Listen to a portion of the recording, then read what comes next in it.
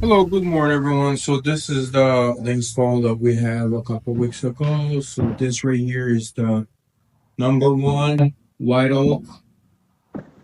As you can see, there's a lot of character. Baseboard is done, shingle is done, cabinet is done. So far, the floor has one coat Norwick seal and two coats Bona traffic. Everything's clean and ready to go for the final coat. Let's take a look. Do you have any question on what type of floor you should be having for your property? Which one is the right one for your location? Please don't hesitate. Talk to us. Call, text, email.